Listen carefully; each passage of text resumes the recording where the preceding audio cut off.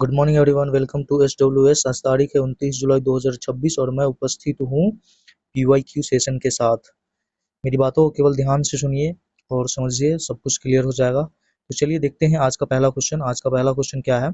आज का पहला क्वेश्चन है, पहला PYQ, कि बिहार में तिलका मांझी विश्वविद्यालय कहाँ स्थित है? क्या है? बिहार में तिलका मांझी विश्वविद्यालय कहाँ स्थित है? ऑप्शन सुनिए। ऑप्शन ए में है भागलपुर, बी में है मुजफ्फरपुर, सी में है दरभंगा या डी गया। इसका राइट आंसर क्या हो जाएगा? इसका जो राइट आंसर हो जाएगा ऑप्शन ए। इसका राइट आंसर क्या हो जाएगा? भागलपुर में। कहाँ है? भागलपुर में। और इसकी स्थापना कब होती है? तो इसकी स्थापना होती है 12 जुलाई 1960 को। ठीक है, इसकी स्थापना कब होती है? 12 जुलाई 1960 को। किसकी? तिलका मांझी विश्वविद्यालय की। लेकिन जब यह 12 जुलाई 1960 को जब इसकी स्थापना होती है, तब इसका नाम तिलका मांझी विश्वविद्यालय नहीं था। इसका नाम क्या था? तो इसका नाम था भागलपुर विश्वविद्यालय। क्या था? भागलपुर विश्वविद्यालय के नाम से यह प्रसिद्ध था। ठीक है, और इसके बाद इसका नामकरण होता है 1991 में, है ना। 1991 में जा करके इसका नाम बदल करके महान आदिवासी स्वतंत्रता सेनानी, जिनका नाम क्या था? तिलका मांझी, है ना। तिलका मांझी जी के नाम पे रखा जाता है। ठीक है, तिलका मांझी जी के नाम पर रखा जाता है, ध्यान रखिएगा। तो समझ में आ गया। चलिए देखते हैं आज का अगला क्वेश्चन क्या है। आज का अगला क्वेश्चन है, आज का अगला क्वेश्चन है कि बिहार के किस जिले में सर्वाधिक जूट का उत्पादन होता है? ठीक है, ऑप्शन सुनिए। ऑप्शन ए है पूर्णिया, बी में है कटिहार, सी में है दरभंगा या डी सहरसा। इसका राइट आंसर क्या हो जाएगा? इसका जो राइट आंसर हो जाएगा, इसका राइट आंसर हो जाएगा ऑप्शन ए पूर्णिया। क्या हो जाएगा? पूर्णिया। पूर्णिया में बिहार का सबसे ज्यादा जूट उत्पादन कहीं पे होता है? तो वो होता है पूर्णिया में। और पूर्णिया में ही एक चीज ध्यान रखिएगा, अभी वर्तमान हाल ही में एक जूट पार्क का गठन किया गया है ना, एक जूट पार्क बनाया गया है। ठीक है, इसका राइट आंसर क्या हो जाएगा? Option A Purnia. ठीक है, चलिए देखते हैं आज का अगला क्वेश्चन। आज का अगला क्वेश्चन क्या है कि बिहार में जयप्रकाश नारायण ने संपूर्ण क्रांति, है ना, संपूर्ण क्रांति का आह्वान किस वर्ष किया था? संपूर्ण क्रांति, ऑप्शन सुनिए। 1974, 1970, 1980 या 1982। इसका राइट आंसर क्या हो जाएगा? इसका जो राइट आंसर हो जाएगा ऑप्शन ए 1974 को, है ना। 1974 को क्या किए थे जयप्रकाश नारायण जी ने? उस समय के वर्तमान सरकार जो था, है ना, तत्कालीन जो केंद्र में सरकार थी प्रधानमंत्री इंदिरा गांधी जी के कुशासन और भ्रष्टाचार, महंगाई, बेरोजगारी के खिलाफ इन्होंने एक क्रांति छेड़ दिया था, जिसका नाम दिया गया था संपूर्ण क्रांति। क्या था? संपूर्ण क्रांति। किसके द्वारा? जयप्रकाश नारायण जी के द्वारा। ठीक है, और इनका जो आंदोलन छेड़ने के पीछे कारण क्या था? सबसे बड़ा कारण था राजनैतिक, आर्थिक, सामाजिक, सांस्कृतिक, बौद्धिक, है ना, यही सब इसका कारण था। ठीक है, और सबसे इससे भी ज्यादा अगर कोई इंपॉर्टेंट कारण था तो वो था कुशासन और भ्रष्टाचार, है ना, कुशासन और भ्रष्टाचार। क्योंकि आपको याद होगा इसी टाइम पीरियड में क्या लगता है इसके बाद? इमरजेंसी लगता है देश में, है ना, इमरजेंसी लगता है देश में। जिस समय एक नारा बहुत प्रसिद्ध होता है लोकतंत्र बचाओ का, है ना, लोकतंत्र बचाओ का नारा बहुत प्रसिद्ध है ना। और इससे मुझे एक चीज और याद आ रहा है, इंदिरा गांधी जी ने अपने कार्यकाल में 1970 के समथिंग, है ना, 1970 में एक नारा इन्होंने दिया था, गरीबी हटाओ, है ना, गरीबी हटाओ का नारा दिया था। ठीक है, 1970 में। समझ में आ गया। इसका राइट आंसर क्या हो जाएगा? Option A 1974। और देखिए यही जयप्रकाश नारायण जी की संपूर्ण क्रांति थी, जिन्होंने बिहार के दो नेताओं को उभरने का मौका दिया था, है ना। सबसे पहले व्यक्ति कौन थे? श्री लालू यादव जी, है ना, और दूसरे कौन? नीतीश कुमार जी। ये दोनों यहीं से प्रेरित थे, है ना, संपूर्ण क्रांति से। ठीक है, आगे चल के वो दोनों अपनी अपनी एक अलग पार्टी बनाते हैं। एक की पार्टी का गठन 1998 में होता है और एक की पार्टी का गठन 1999 में होता है, श्री नीतीश कुमार जी का, जो बाद में चलकर 2003 के समथिंग वह औपचारिक रूप से उसका गठन किया जाता है। चलिए देखते हैं आज का अगला क्वेश्चन। आज का अगला क्वेश्चन क्या है? शेर शाह सूरी का मकबरा बिहार के किस स्थान पर स्थित है? ऑप्शन सुनिए। सासाराम, पटना, गया, वैशाली। इसका क्या राइट आंसर होगा? इसका जो राइट आंसर हो जाएगा ऑप्शन ए सासाराम, है ना, सासाराम। चलिए आज का अगला क्वेश्चन देखते हैं कि बिहार के किस जिले में भीम बांध वन्यजीव अभ्यारण्य स्थित है? बिहार के किस जिले में भीम बांध वन्यजीव अभ्यारण्य स्थित है? ऑप्शन सुनिए। ऑप्शन ए मुंगेर में, जमुई में, लखीसराय में या फिर बांका में। इसका राइट आंसर क्या हो जाएगा? इसका जो राइट आंसर हो जाएगा option A, option A Munger में। कहाँ स्थित है? मुंगेर में स्थित है। भीम बांध वन्यजीव अभ्यारण्य का अगर क्षेत्रफल आपसे पूछे तो याद रखिएगा 680 किलोमीटर स्क्वायर लगभग, है ना, 680 किलोमीटर स्क्वायर। ठीक है, इसका क्या हो जाएगा? लगभग में क्षेत्रफल हो जाएगा। यह किसका पार्ट है? तो खड़गपुर पहाड़ी का। ठीक है, किसका? खड़गपुर पहाड़ी का। और यहाँ काफी सारे गर्म जल कुंड के स्रोत पाए जाते हैं। जैसे जैसे में आपको क्या हो जाएगा, है ना, ऋषि कुंड हो जाएगा, है ना, ऋषि कुंड हो जाएंगे। इसके बाद क्या हो जाएगा, भीम कुंड हो जाएगा, है ना, भीम कुंड हो गया। उसके बाद क्या हो जाएगा, श्रृंगी ऋषि कुंड हो गया, है ना। ये सभी कहाँ पाए जाते हैं, तो मुंगेर में, है ना, कहाँ पाए जाते हैं, मुंगेर में, ठीक है। और यहाँ ये जो अभ्यारण्य है इसमें बहुत सारे शिकारी एनिमल भी होते हैं, जैसे तेंदुआ, भालू, है ना, ये सभी इसमें पाए जाते हैं, ठीक है। चलिए आज का अगला क्वेश्चन देखते हैं। आज का अगला क्वेश्चन क्या कह रहा है, बिहार का सबसे कम साक्षरता वाला जिला कौन सा है। आप लोग इसका आंसर जरूर बताइएगा, है ना, क्योंकि अभी 2 दिन पहले, 2 दिन या 1 दिन पहले मैं इसका बिहार के जितने भी साक्षरता है ना या लिंगानुपात था, मैं सभी से आप लोगों के समक्ष इसका क्वेश्चन करवाया था। ऑप्शन सुनिए, पूर्णिया में, सीतामढ़ी में, कटिहार में, मधेपुरा में। इसका राइट आंसर क्या हो जाएगा, इसका जो राइट आंसर हो जाएगा ऑप्शन ए पूर्णिया, है ना। बिहार का सबसे कम साक्षरता वाला जिला कौन सा है, पूर्णिया। और सबसे ज्यादा साक्षरता वाला जिला पूछे तो, सबसे ज्यादा साक्षरता वाला जिला पूछे तो क्या हो जाएगा, रोहतास। क्या हो जाएगा, रोहतास, ठीक है, रोहतास, ठीक है। और अगर यहाँ पर ये पूछा जाए कि बिहार में सबसे ज्यादा पुरुष साक्षरता वाला जिला कौन है, तो भी रोहतास ही होगा। और पूछे सबसे कम सबसे सबसे ज्यादा महिला साक्षरता वाला जिला कौन है, तो रोहतास ही होगा। यानी महिला और पुरुष दोनों में रोहतास, और बिहार का भी सबसे साक्षरता वाला जिला रोहतास, ठीक है। और सबसे कम साक्षरता वाला जिला पूछे तो पूर्णिया। और आपसे पूछे, यदि आपसे यहाँ पर पूछ ले कि सबसे कम, है ना, पुरुष साक्षरता, है ना, सबसे कम क्या हो जाएगा, पुरुष साक्षरता, ठीक है, पुरुष पुरुष साक्षरता अगर पूछे तो क्या हो जाएगा, सबसे कम पुरुष साक्षरता वाला जिला कौन सा हो जाएगा, तो वो हो जाएगा पूर्णिया। कौन सा हो जाएगा, पूर्णिया, ठीक है, पूर्णिया, पुरुष साक्षरता वाला। और सबसे कम अगर महिला साक्षरता वाला बोले तो, सबसे कम महिला अगर बोले तो, है ना, सबसे कम महिला साक्षरता वाला जिला बोले तो, तब पूर्णिया नहीं, तब क्या हो जाएगा, सहरसा हो जाएगा। क्या हो जाएगा, सहरसा हो जाएगा, ठीक है, तब क्या हो जाएगा, सहरसा। समझ में आया। देखिए अगर न्यूनतम महिला साक्षरता वाला जिला पूछे तो क्या हो जाएगा, सहरसा। यहाँ की साक्षरता दर महिला की कितनी है पता है, 41.6%, है ना, 41.6% यहाँ महिला साक्षर है, ठीक है, न्यूनतम साक्षरता वाला जिला है। और अगर ऐसे में बिहार का न्यूनतम साक्षरता वाला जिला पूछे तो वो कौन सा हो जाएगा, पूर्णिया। और इसका कितना है, तो इसका है 51.8%। कितना है, 51.8%, ठीक है, 51.8%। समझ में आया। उसके बाद क्या है, अगर बिहार की कुल साक्षरता का है ना, बिहार की कुल साक्षरता का है 2011 के जनगणना के अनुसार, तो कुल कितना है, कुल साक्षरता है 61.80%, ठीक है, 61.80%, 61.80% है, ठीक है। कुल साक्षरता कितना है, 61.80%। अगर इसमें कुल साक्षरता में, बिहार के कुल साक्षरता में अगर पुरुष की साक्षरता पूछे तो कितना हो जाएगा, तो पुरुष कितने प्रतिशत साक्षर है, तो वो है 71.20%, ठीक है, 71.20%। और अगर यहाँ पर महिला, कुल महिला साक्षरता दर बिहार का पूछे तो कितना हो जाएगा, तो यहाँ पर कुल महिला साक्षरता है 51.20%, ठीक है, 51.20%, माफ कीजिए 51.20 कह रहे, 51.50%। देखिए कुल कितना है, 61.80%, जिसमें पुरुष साक्षरता कितना है, तो पुरुष साक्षरता है 31.20%। महिला साक्षरता कुल कितना है, 51.50%। बिहार का सबसे शिक्षित जिला कौन सा हो जाएगा, सबसे ज्यादा साक्षरता दर वाला जिला कौन सा है, रोहतास, महिला और पुरुष दोनों में। लेकिन अगर आपसे पूछ ले कि सबसे कम साक्षरता वाला जिला कौन है, तो पूर्णिया, ठीक है, कौन सा, पूर्णिया। और अगर पूछे कि महिला महिला में सबसे कम साक्षरता किसका है, तो वो है सहरसा का, किसका, सहरसा का, 41.6%।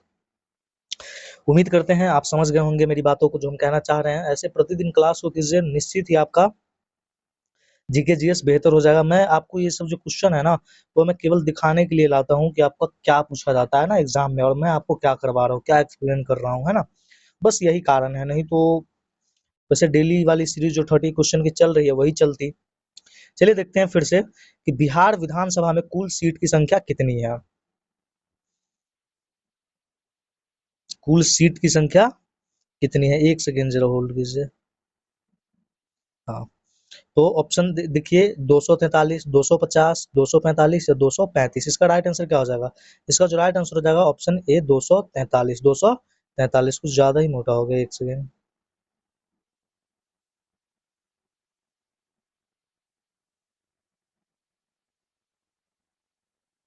हाँ सही है। तो बिहार विधानसभा में कितना हो जाएगा 243 243। देखिए हम मैं आपको यहाँ पे शॉर्ट में लिखता हूँ, ठीक है। विधानसभा में कितना हो जाएगा 243, ठीक है 243। अगर यहाँ पर विधान परिषद में पूछ ले, विधान परिषद में कितना है, तो विधान परिषद में है 75, विधान परिषद में 75। और लोकसभा में बिहार से कितने सीट है, तो वो है 40। लोकसभा में कितने हैं 40। यहाँ पर एक चीज ध्यान रखिएगा, यहाँ 2 सीट रिजर्व्ड है एससी के लिए और 0 सीट है एसटी के लिए, है ना, 0 सीट है एसटी के लिए। और राज्यसभा में बिहार से कितने सीटें हैं, तो राज्यसभा में है 16 सीट। बिहार से कितने सीटें हैं राज्यसभा में, तो राज्यसभा में 16 सीट है। कितनी सीट है, 16 सीट है, ठीक है। और यहाँ 243 सीट में एक चीज और यहाँ ध्यान रखिएगा कि ये जो 243 सीट है ना, इसमें 38 सीट है ना, 38 सीट किसके लिए रिजर्व्ड है, तो एससी के लिए। 38 सीट कितना एससी के लिए रिजर्व्ड है। और 2 सीट किसके लिए रिजर्व्ड है, तो वो 2 सीट किसके लिए रिजर्व्ड है, तो वो है एसटी के लिए। कितना, किसके लिए, एसटी के लिए, ठीक है। चलिए, तो इसका राइट आंसर क्या हो जाएगा 243। आज का अगला क्वेश्चन देखते हैं। बिहार का सबसे गर्म जिला कौन सा है ना, बिहार का सबसे गर्म जिला कौन सा है, तो बी ऑप्शन सुनिए। ऑप्शन ए गया, बी में है पटना, सी में है भागलपुर, डी पूर्णिया। इसका राइट आंसर क्या हो जाएगा, इसका जो राइट आंसर हो जाएगा ऑप्शन ए गया हो जाएगा। कौन सा, गया हो जाएगा। देखिए गया में हर वर्ष, है ना, हर वर्ष लगभग 40 से लेकर के 40 डिग्री सेल्सियस से लेकर के 45 डिग्री सेल्सियस तक तापमान रहता है, ठीक है। किसका, गया का, हर वर्ष, जो काफी होता है 40 से 45 डिग्री सेल्सियस काफी होता है। बिहार का सबसे गर्म जिला कौन सा है, गया। अगर आपसे पूछे बिहार का सबसे ठंडा जिला कौन सा है, तो भी गया होगा। यानी कि सबसे गर्म और सबसे ठंडा जो जिला है वो कौन सा है, गया। लेकिन अब यहाँ से इसी टॉपिक से एक करंट अफेयर का क्वेश्चन बन सकता है कि बिहार में 2026 में सबसे गर्म जिला कौन सा रहा है, तो वो रहा है रोहतास। 2026 में बिहार का सबसे गर्म जिला अब तक कौन है, तो वो है रोहतास। कौन है, रोहतास, जहां अभी 46 डिग्री सेल्सियस है ना, लगभग 46 डिग्री सेल्सियस तापमान कवर किया गया, 46.4 डिग्री सेल्सियस, है ना। सबसे गर्म जिला है, सबसे गर्म जिला। देखिए उधर का जो जिला है ना, जो दक्षिणी बिहार का जो डिस्ट्रिक्ट है, वो लगभग डिस्ट्रिक्ट बहुत गर्म डिस्ट्रिक्ट है। जैसे गया हो गया, जैसे रोहतास हो गया, जैसे जैसे में क्या हो गया, कैमूर भभुआ वाला क्षेत्र हो गया, बक्सर हो गया, ये सभी काफी यहाँ पर गर्मी पड़ती है ना, बिहार में काफी गर्मी पड़ती है, ठीक है। तो इसका राइट आंसर क्या हो जाएगा, गया। लेकिन वर्तमान में अभी रोहतास का सबसे ज्यादा है ना, कितना 46 डिग्री सेल्सियस तापमान दर्ज किया गया, 46.4 डिग्री सेल्सियस, ठीक है। चलिए आज का अगला क्वेश्चन देखते हैं। गौतम बुद्ध को ज्ञान की प्राप्ति कहाँ हुई थी। ऑप्शन ए बोध गया में, सारनाथ में, लुम्बिनी में, कुशीनगर में। तो इसका राइट आंसर क्या हो जाएगा, बोध गया। क्या हो जाएगा, बोध गया। चलिए आज का अगला क्वेश्चन देखते हैं। आज का अगला क्वेश्चन क्या है, बिहार में राज्यसभा की कितने सीट है, अभी तो बताया राज्यसभा की कितनी सीट है, 16 सीट है। आज का आपका पहला होमवर्क है, बिहार में लोकसभा के कितने सीट है, राज्यसभा के कितने सीट है, विधानसभा के कितने सीट है और विधान परिषद के कितने सीट है, ठीक है। और किसमें कितने सीट आरक्षित रखे गए हैं ना, कितने सीट आरक्षित रखे गए हैं, ठीक है। आज का अगला क्वेश्चन है, कांवर झील बिहार के किस जिले में स्थित है, वही कांवर ताल झील, ठीक है, कांवर ताल लेक, जिसे बिहार का पहला रामसर साइट भी मिला था, है ना। ऑप्शन देखिए, बेगूसराय, बी में दरभंगा, सी में पटना, डी में जमुई। इसका राइट आंसर क्या हो जाएगा, इसका जो राइट आंसर हो जाएगा ऑप्शन ए बेगूसराय। क्या हो जाएगा, बेगूसराय। देखिए कांवरताल लेक बना है किससे, बूढ़ी गंडक से। किससे बना है, बूढ़ी गंडक से, ठीक है, बूढ़ी गंडक नदी से। किससे, बूढ़ी गंडक नदी से। और यह एशिया की सबसे बड़ी मीठे पानी की गोकुड़ झील है ना, एशिया की सबसे बड़ी मीठे पानी की गोकुड़ झील है। चलिए आज का अगला क्वेश्चन देखते हैं। जैन धर्म के 24वें तीर्थंकर महावीर स्वामी का जन्म कहाँ हुआ था। ऑप्शन ए कुंडग्राम में, बी है पावापुरी में, सी वैशाली, या डी चंपा। इसका राइट आंसर क्या हो जाएगा, इसका जो राइट आंसर हो जाएगा ऑप्शन ए कुंडग्राम में। कहा, कुंडग्राम में, ठीक है। कहाँ हुई थी, कहाँ हुआ था इनका जन्म, कुंडग्राम, ठीक है। चलिए आज का अगला क्वेश्चन देखते हैं। आज का अगला क्वेश्चन क्या कह रहा है, बिहार में सर्वप्रथम किस बैंक की स्थापना हुई थी। ऑप्शन ए इलाहाबाद, भारतीय state bank, Punjab national bank, या बैंक ऑफ बड़ौदा। अच्छा, इसका सबका आंसर यही है। चलिए मैं नेक्स्ट डे से इस इंग्लिश को खत्म कर दूंगा। इसका जो राइट आंसर हो जाएगा ऑप्शन ए इलाहाबाद बैंक। क्या हो जाएगा, इलाहाबाद बैंक, ठीक है। इलाहाबाद बैंक की स्थापना कब होती है, 1865 में। कब होती है, 1865 में। इलाहाबाद बैंक की स्थापना कब होती है, 1865 में। कहाँ, इलाहाबाद में ही। कहाँ, इलाहाबाद में ही, जो अभी वर्तमान में क्या है, प्रयागराज है। लेकिन यहाँ एक क्वेश्चन अगर बनने का हो तो ये पूछ सकता है कि इलाहाबाद बैंक को किस वर्ष इंडियन बैंक में विलीन या मर्ज कर दिया गया? तो 2020 में, ठीक है, 2020 में, है ना। इलाहाबाद बैंक अब नहीं चलता है। इलाहाबाद बैंक को किसमें मर्ज कर दिया गया था? इंडियन बैंक में। किसमें मर्ज कर दिया गया था? इंडियन बैंक में इसको मर्ज कर दिया गया था। आज का अगला क्वेश्चन है, मनियारी नदी बिहार में किसकी सहायक नदी है? मनियारी नदी बिहार में किसकी सहायक नदी है? ऑप्शन सुनिए, एक कोसी, बी में है बूढ़ी गंडक, बागमती, कमला। अच्छा, एक मनियारी नदी शायद छत्तीसगढ़ में भी है ना, मनियारी। हाँ, एक मनियारी नदी छत्तीसगढ़ में भी है, लेकिन यहाँ जो है, यहाँ बिहार में मनियारी नदी पूछ रहा है। बिहार में मनियारी नदी किसकी सहायक नदी है? ऑप्शन सुनिए, कोसी, बी में है बूढ़ी गंडक, सी में है बागमती या कमला। इसका राइट आंसर हो जाएगा ऑप्शन बी, बूढ़ी गंडक। क्या हो जाएगा? बूढ़ी गंडक, है ना। क्या हो जाएगा? बूढ़ी गंडक, ठीक है। बूढ़ी गंडक की सहायक नदी है कौन? मनिहारी नदी। कौन? मनिहारी नदी, ठीक है। चलिए देखते हैं आज का अगला क्वेश्चन क्या है। आज का अगला क्वेश्चन है, बिहार का सबसे गर्म जिला कौन सा है? तो ये क्वेश्चन तो करवा चुके हैं ना, रिपीट हो गया क्या? तो इसका गया लगा लीजिएगा, क्वेश्चन रिपीट हो गया, ऑटोमेटिक स्लाइड रिपीट हो जाते हैं। बिहार के किस जिले में प्रसिद्ध कमला बांध स्थित है ना? बिहार के किस जिले में प्रसिद्ध कमला बांध स्थित है? ऑप्शन सुनिए, मधुबनी में, दरभंगा में, जयनगर में, सीतामढ़ी में। देखिए ये जो है ना, ये दोनों में है, मधुबनी और दरभंगा दोनों में है। ऑप्शन को देखते हुए आपको मधुबनी लगाना है ना, मधुबनी के जयनगर में कमला बराज बनाया हुआ है, ठीक है। मधुबनी के जयनगर में, मधुबनी के जयनगर में कमला बराज बना हुआ है, लेकिन यह फैला दोनों में है ना, दरभंगा और मधुबनी दोनों में फैला हुआ है। बेसिकली इसको जो है ना, कमला बांध को या कमला नदी को मिथिला वाले क्षेत्र में जीवन दायिनी कहा जाता है ना, जीवन रेखा है। मिथिला मिथिला वाले जो क्षेत्र है, जो मिथिला से होंगे उनको पता होगा, मिथिला वाले क्षेत्र में इनको जीवन दायनी नदी के नाम से जाना जाता है, ठीक है। चलिए आज का अगला क्वेश्चन देखते हैं। आज का अगला क्वेश्चन क्या है, बिहार में मखदुम कुंड कहाँ स्थित है? ऑप्शन सुनिए, राजगीर में, बिहार शरीफ में, मुंगेर में या गया में। मखदुम कुंड, है ना, मखदुम कुंड कहाँ है? तो वो है नालंदा में। कहाँ है? नालंदा में। कहाँ स्थित है? नालंदा में। और नालंदा के कहाँ? राजगीर में। कहाँ हो जाएगा? राजगीर में। इसका राइट आंसर क्या हो जाएगा? Option A, Rajgir. क्या हो जाएगा इसका राइट आंसर? राजगीर में, ठीक है। देखिए मखदुम कुंड जो है, यह एक गर्म जल का क्या है? कुंड है ना, हॉट स्प्रिंग है ना, गर्म पानी का झरना है, गर्म पानी का झरना है। देखिए इसका एक ऐतिहासिक महत्व भी है, यह सूफी संत से भी संबंधित इसको माना जाता है। जो हजरत मखदुम शरफुद्दीन मनेरी था ना, वही उनका ये तपस्या स्थान कहा जाता है ना, तपस्या का स्थान कहा जाता है। किसको? मखदुम कुंड को, है ना, मखदुम कुंड को, ठीक है। चलिए आज का अगला क्वेश्चन देखते हैं। आज का अगला क्वेश्चन क्या है? अच्छा, यहाँ पर आज का आपका दूसरा क्वेश्चन पूछते हैं कि ब्रह्मकुंड किस जिले में है? ब्रह्मकुंड। चलिए, बिहार में तुर्क सत्ता का संस्थापक कौन है? बिहार में तुर्क सत्ता का संस्थापक कौन है? तो ऑप्शन सुनिए, इब्न बख्तियार खिलजी, कुतुबुद्दीन ऐबक, इल्तुतमिश या अलाउद्दीन खिलजी। इसका राइट आंसर क्या हो जाएगा? इसका जो राइट आंसर हो जाएगा ऑप्शन ए, बख्तियार खिलजी। कौन है? बख्तियार खिलजी, तुर्क सत्ता का संस्थापक, है ना। बख्तियार खिलजी कौन है? ये वही बख्तियार खिलजी है जिसने नालंदा विश्वविद्यालय और विक्रमशिला विश्वविद्यालय को पूरी तरह से तहस नहस कर दिया था, है ना, तहस नहस कर दिया था, है ना। और इस समय पर यहाँ से क्वेश्चन ये भी बन सकता है, बख्तियार खिलजी के आक्रमण के समय यहाँ पर किस राजा का शासन था, है ना? तो वो था लक्ष्मण सेन का, है ना। किसका? लक्ष्मण सेन का, जो सेन वंश का राजा था, है ना, सेन वंश का राजा था। देखिए जो इंसान इस प्रवृत्ति का होता है ना, उसको वैसा ही पाया जाता है। इसकी भी मृत्यु कर दी जाती है इसके अपने ही लोग द्वारा, है ना, इसके अपने ही लोग द्वारा इसकी क्या कर दी जाती है? इसकी हत्या कर दी जाती है। और वो व्यक्ति इसका अपना कौन था? तो इसका ही अधिकारी था। क्या नाम था? अली मर्दन खिलजी, है ना। अली मर्दन खिलजी ने इसकी हत्या की थी, ठीक है।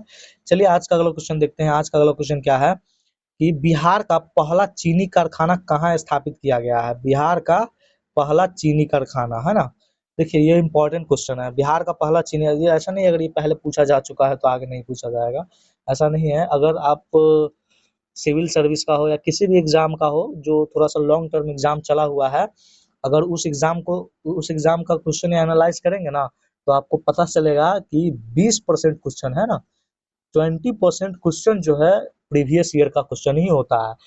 या तो उस क्वेश्चन में कुछ वर्ड चेंज कर दिया जाता है ना, या फिर उसके आंसर पूछ करके क्वेश्चन में कुछ ऐसा होता है जो डॉट डॉट करके उसमें आपको फिल करना होता है। 20% क्वेश्चन, PYQ से ही पूछा जाता है। मैं जितने भी मेरे साथी हैं, मैं सबसे निवेदन करूंगा कि जितने भी PYQ है ना TRE का, उसको लगा ही लीजिएगा, निश्चित रूप से लगा लीजिएगा। टोटल का टोटल क्वेश्चन जो भी आपका हो, जैसे 1 to 5 या 6 to 8 जो भी है, आप सबका लगा लीजिएगा, है ना। अगर 9th 10th का भी है उसका भी लगा लीजिएगा।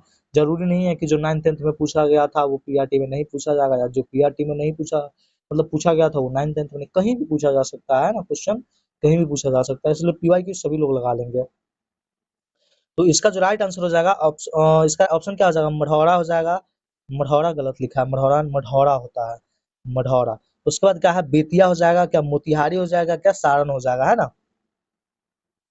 इसका राइट आंसर क्या हो जाएगा, इसका जो राइट आंसर हो जाएगा ऑप्शन ए मढ़ौरा। क्या हो जाएगा, मढ़ौरा हो जाएगा। क्या हो जाएगा, मढ़ौरा, ठीक है। और ये कहाँ है, यह सारण जिला है। कौन सा जिला है, सारण जिला है। ये भी पूछ सकता है कि मढ़ौरा बिहार के किस जिला में स्थित है ना, सारण जिला में। और यह कब लगाया गया था, 1903, या कहीं कहीं पे 1904 भी लिखा होता है, 1904 भी लिखा होता है। आपको एग्जाम में जब भी आएगा तो इस दोनों ऑप्शन में से कोई एक ऑप्शन आएगा, या तो 1903 आएगा या नहीं तो 1904 आएगा, ठीक है। लेकिन आपसे क्वेश्चन ये भी बन सकता है कि प्रथम बार बिहार में असफल चीनी मिल कब लगाया गया था, तो वो लगाया गया था 1840 में। कब लगाया गया था, 1840 में। 1840 में किसके द्वारा लगाया गया था, तो डच के द्वारा। किसके द्वारा लगाया गया था, डचों के द्वारा, है ना। डच लगाए थे 1840 में। और ये कहाँ लगाए थे, तो ये लगाए थे बेतिया में। कहाँ लगाए थे, बेतिया में। कहाँ लगाए थे, बेतिया में। लेकिन यह क्या था, यह असफल था। क्या था, यह असफल रहा था, ठीक है, असफल रहा था। तो पहला असफल का है तो 1840 है ना, 1840 बेतिया में। बेतिया कहाँ पड़ता है, पश्चिम चंपारण में, है ना। बेतिया कहाँ पड़ता है, पश्चिम चंपारण में। लेकिन सफल की बात करें तो कब हो जाएगा, तो सफल था 1903 1904 मढ़ौरा बिहार में, ठीक है। चलिए आज का अगला क्वेश्चन देखते हैं। आज का अगला क्वेश्चन क्या है, बिहार सोशलिस्ट पार्टी के प्रथम अध्यक्ष कौन थे। ये क्वेश्चन पहले ने हुआ है ना, बताइए इसका राइट आंसर। अब वैसे आप लोग न्यूमोनिक पकड़ लिए हुए हैं, आज जितने भी क्वेश्चन है सबका यही आंसर आ रहा है। मैं बोल चुका था पहले भी, पर पता नहीं फिर से क्यों। कोई बात नहीं है, नेक्स्ट डे से ऐसा नहीं होगा। आपको ऑप्शन से क्या लेना देना है ना, वैसे भी आपके एग्जाम में 5 ऑप्शन आने वाले हैं, तो ऑप्शन से कोई मतलब है नहीं। आपको आंसर पता होना चाहिए ना, फैक्ट पता होना चाहिए, आंसर आप खुद लगा लेंगे, है ना। ऑप्शन देखिए, ऑप्शन ए है आचार्य नरेंद्र देव, जयप्रकाश नारायण, रामकृष्ण बेनीपुरी या गंगा शरण सिंह। इसका जो राइट आंसर हो जाएगा ऑप्शन ए आचार्य नरेंद्र देव। कौन थे, आचार्य नरेंद्र देव। और इसके सचिव कौन थे, तो जयप्रकाश नारायण। इसके सचिव कौन थे, सचिव महासचिव कौन थे, आचार्य नरेंद्र। सचिव महासचिव कौन थे, जयप्रकाश नारायण। और इसके प्रथम अध्यक्ष कौन थे, आचार्य नरेंद्र देव। देखिए इसका सबसे पहले गठन कब होता है, 1931 में। गठन कब होता है, 1931 में। किसके द्वारा, तो इस समय काफी लोग थे, गंगा शरण सिन्हा थे, रामवृक्ष बेनीपुरी जी और फूलन प्रसाद वर्मा, है ना। इन नेताओं के द्वारा 1931 में इसका गठन किया जाता है। लेकिन यह जो है 1934 में इसका औपचारिक गठन कब होता है, 1934 में। औपचारिक गठन कब होता है, 1934 में। कब होता है 1934 में, तो 17 मई 1934 के पटना के अंजुमन इस्लामिया हॉल में इसका औपचारिक रूप से बिहार कांग्रेस सोशलिस्ट पार्टी की स्थापना होती है। और इसके प्रथम अध्यक्ष कौन थे, तो आचार्य नरेंद्र देव। ये कितनी बार मैं बता चुका हूँ ना आपको। चलिए आज का अगला क्वेश्चन देखते हैं। बिहार में सदाकत आश्रम की स्थापना किसने की थी। ये भी क्वेश्चन पहले आ चुका है। ऑप्शन ए मजहरुल हक, डॉक्टर राजेंद्र प्रसाद, महात्मा गांधी या ब्रज किशोर प्रसाद। इसका राइट आंसर कौन हो जाएंगे, ऑप्शन ए मजहरुल हक, मजहरुल हक। और इसके लिए जमीन कौन किसने दी थी, तो वो दिए थे खैरून मियाँ ने। किसने दिए थे, खैरून मियाँ ने, ठीक है, खैरून मियाँ ने, ठीक है। और यह कब किया गया था, असहयोग के दौरान, है ना, 1921 में। 1921 में, ध्यान रखिएगा। चलिए आज का अगला क्वेश्चन देखते हैं। बिहार में सबसे कम जनसंख्या वाला जिला कौन सा है ना, बिहार में सबसे कम जनसंख्या वाला जिला। ऑप्शन सुनिए, शेखपुरा, शिवहर, लखीसराय या अरवल। देखिए आपसे मैंने कल एक क्वेश्चन पूछा था कि बिहार का 38वां जिला कौन है, तो यही 38वां जिला है। बिहार का सबसे नया जिला अभी 38वां जिला कौन है, अरवल। आप में से किसी ने भी इसका आंसर कमेंट सेक्शन में नहीं दिया था। चलिए कोई बात नहीं, देखते हैं। इसका राइट आंसर हो जाएगा ऑप्शन ए शेखपुरा। क्या हो जाएगा, शेखपुरा, शेखपुरा, ठीक है। सबसे कम जनसंख्या किसका है, शेखपुरा का। और सबसे अधिक जनसंख्या अगर आपसे पूछ ले तो बिहार के कौन सा जिला में, पटना में। कितना है, लगभग 60 लाख के आसपास। कितना है, 60 लाख। कितना है, 60 लाख, ठीक है। और शेखपुरा का जनसंख्या लगभग कितना है, तो यह है 6 लाख। कितना है, 6 लाख है। 6 लाख से याद आया कि भारत के सबसे कम आबादी वाला जो स्टेट है वो कौन है, सिक्किम। उसकी भी जनसंख्या 6 लाख कुछ हजार है, ठीक है। चलिए तो समझ में आ गया क्वेश्चन। चलिए आज का अगला क्वेश्चन देखते हैं। आज का अगला क्वेश्चन क्या है? स्वामी सहजानंद सरस्वती ने एक पत्रिका का प्रकाशन किया था, उसका नाम क्या था? ऑप्शन हुंकार, जनता, कृषक या मजदूर। देखिए यहाँ पर ना एक मिस्टेक हो गया है। मिस्टेक क्या हो गया है कि इनका हुंकार भी स्वामी सहजानंद सरस्वती जी का ही था और कृषक भी उन्हीं का है ना। कृषक जो पत्रिका है ये भी स्वामी सहजानंद सरस्वती द्वारा ही प्रकाशित किया गया था। स्वामी सहजानंद सरस्वती द्वारा ही प्रकाशित किया था। तो देख लीजिए आपको कौन सा आंसर लगाना है। वैसे मैं बता देता हूँ आपको, हुंकार है ना, सबसे प्रसिद्ध हुंकार ही है, लेकिन इसका कृषक भी उन्हीं का है ना। हुंकार, हुंकार पत्रिका जो है इसका प्रकाशन कब होता है? 1940 में। कब प्रकाशन होता है? 1940 में इसका प्रकाशन होता है। 1940 में इसका प्रकाशन होता है। आपको ना हुंकार पत्रिका से ऐसे क्वेश्चन पूछा गया था ना किसी एग्जाम में, किसी में कैसा है, टीआरई में पूछा है कि इनमें से कौन व्यक्ति हुंकार पत्रिका से संबंधित नहीं है ना। और 3-4 नाम देकर के आपको एक एक ऑप्शन गलत दे दिया था। देखिए इससे जो संबंधित व्यक्ति थे, सबसे पहले व्यक्ति कौन थे? सहजानंद खुद थे, है ना, सहजानंद सरस्वती जी खुद थे। इनके अलावा यमुना, है ना, यमुना काजी का नाम सुने हैं आप? यमुना काजी, है ना, यमुना काजी भी हुंकार पत्रिका से संबंधित है ना। राहुल संकृत्यान, है ना, कौन थे? राहुल संकृत्यान, है ना। उसके बाद कौन थे? इसके साथ एक और व्यक्ति थे, कार्यानंद शर्मा। क्या नाम था उनका? कार्यानंद शर्मा, ठीक है, कार्यानंद शर्मा। ये सभी हुंकार पत्रिका से जुड़े थे, हुंकार पत्रिका से जुड़े थे। चलिए आज का अगला क्वेश्चन देखते हैं। बिहार के किस जिले में पाइराइट का सर्वाधिक भंडार पाया जाता है? एक ही जिला है जिसमें एकाधिकार है पाइराइट्स में, और बिहार का एकाधिकार है भारत में पाइराइट्स उत्पादन में। देखिए ऑप्शन ए रोहतास, कैमूर, जमुई और बांका। देखिए एकाधिकार कहने का मतलब क्या होता है कि उस स्टेट के अलावा बहुत कम मात्रा यानी न के मात्रा में किसी अदर स्टेट में उगाया जाता है। और पता है बिहार में पाइराइट्स उत्पादन एकाधिकार क्यों बोले हैं? क्योंकि कहीं कहीं पे 94% लिखता है और कहीं पे लिखता है 95%, है ना, 95%, ठीक है। 94-95% जो है हिस्सा अकेले बिहार में स्थित है ना, अकेले बिहार में स्थित है, ठीक है। पाइराइट्स बेसिकली है क्या? तो यह लोहे और सल्फर, है ना, लोहे और सल्फर से बना एक सल्फाइड खनिज है जिसका सूत्र क्या होता है? FeS2, FeS2। इसको मूर्खों का सोना कहा जाता है, इसको मूर्खों का सोना कहा जाता है। मूर्खों का सोना क्यों कहा जाता है?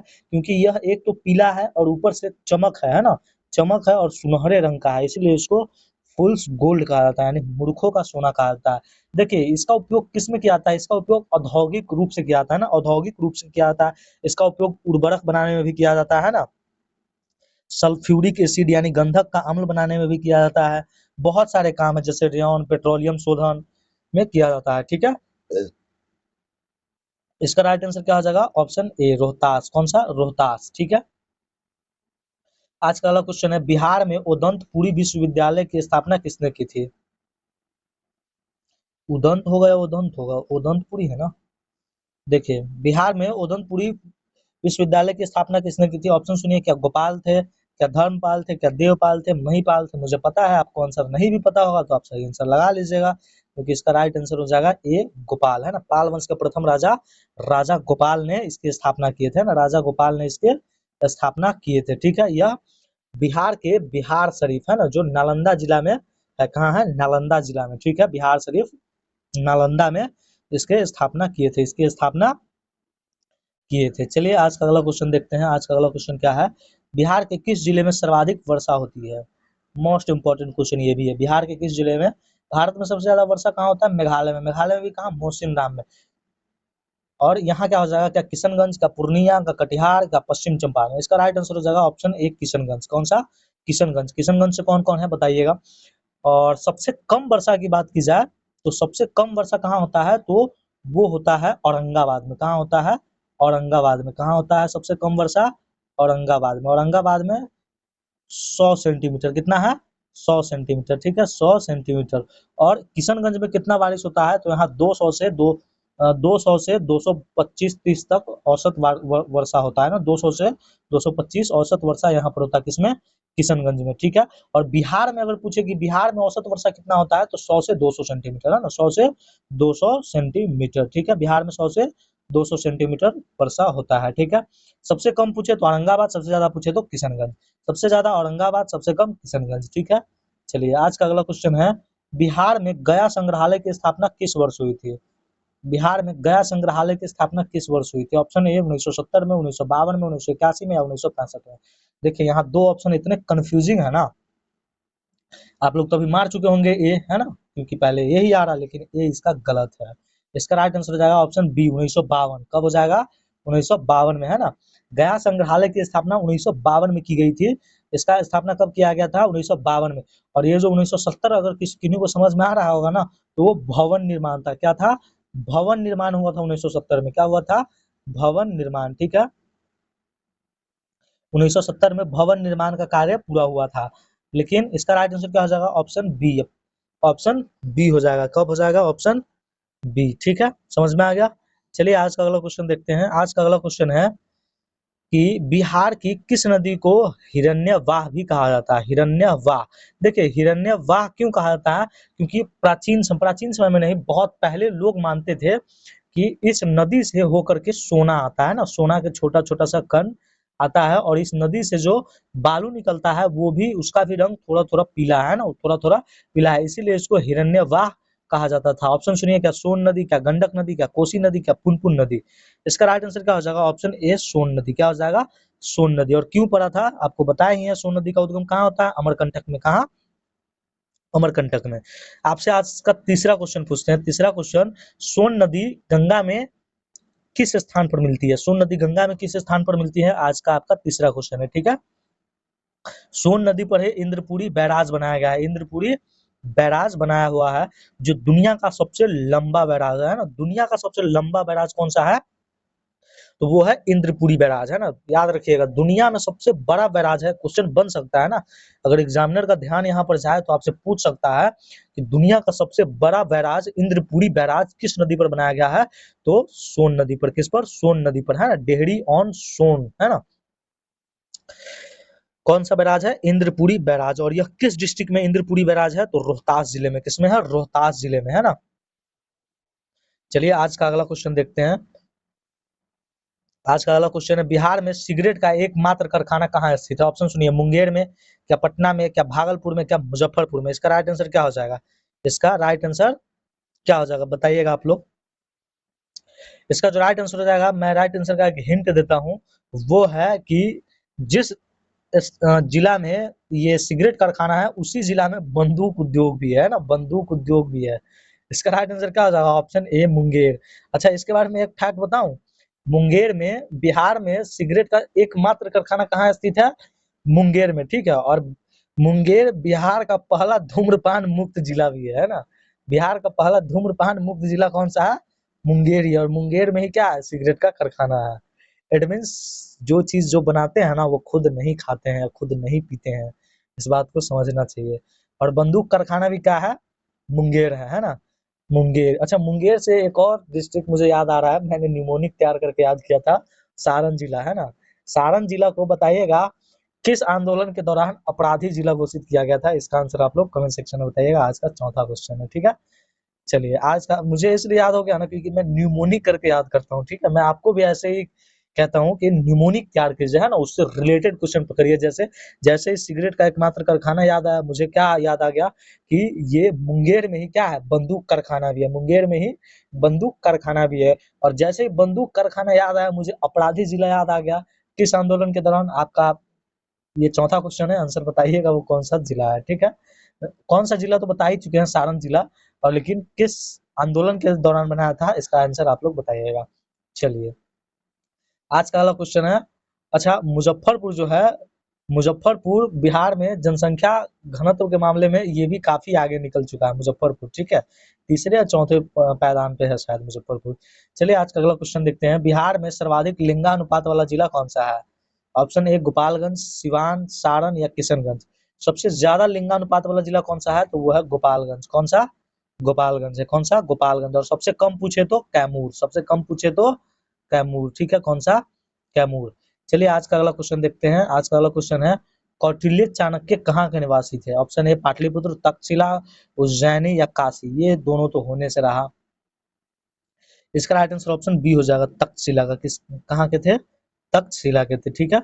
उसके बाद आज का अगला क्वेश्चन है, बिहार में उदयपुर, ये तो हुआ है ना अभी, उदंतपुरी विश्वविद्यालय कहाँ है? किसने बनवाया था? गोपाल जी ने, है ना, राजा गोपाल ने, राजा गोपाल ने। तो ये था आज का अंतिम प्रश्न। कैसा लगा सेशन जरूर बताइएगा, और अगर कुछ सुधार करने की आवश्यकता हो तो भी बताइएगा, है ना, आपके कुछ सजेशन, उसी के अकॉर्डिंग मैं काम करूंगा। और मैं आपसे हमेशा एक चीज कहता हूँ कि पढ़िए, यहाँ पढ़िए, कहीं और पढ़िए, जहाँ आपका इच्छा होता है वहां पढ़िए, लेकिन पढ़िए, है ना, क्योंकि कल भी मैंने इस चीज को बताया था, 15 लाख फॉर्म, ध्यान रखिएगा, है ना, और सीट कितना है आपको पता ही है। अगर आपको आगे निकलना है, एक एक क्वेश्चन इंसान को कहाँ से कहाँ पहुंचा देता है। इसलिए अच्छे से पढ़िए, और सेशन अच्छा लगा हो तो लाइक शेयर सब्सक्राइब कर दीजिएगा। अगर सब्सक्राइब नहीं किए हैं तो आपका एक लाइक, आपका एक शेयर, है ना, मुझे काफी मोटिवेट करता है। मैं हमेशा देखता हूँ कि कितने लाइक हुए हैं ना, कितने व्यूज हुए हैं, और मुझे ये प्रोत्साहन मिलता है कि मैं अच्छे से अच्छा कंटेंट ला करके आपके सामने डिलीवर करूँ। चलिए आज का सेशन यहीं पे समाप्त करते हैं। कमेंट सेक्शन में मेरे सारे होमवर्क का आंसर जरूर दीजिएगा, निश्चित रूप से दीजिएगा। चलिए, थैंक्स फॉर वॉचिंग।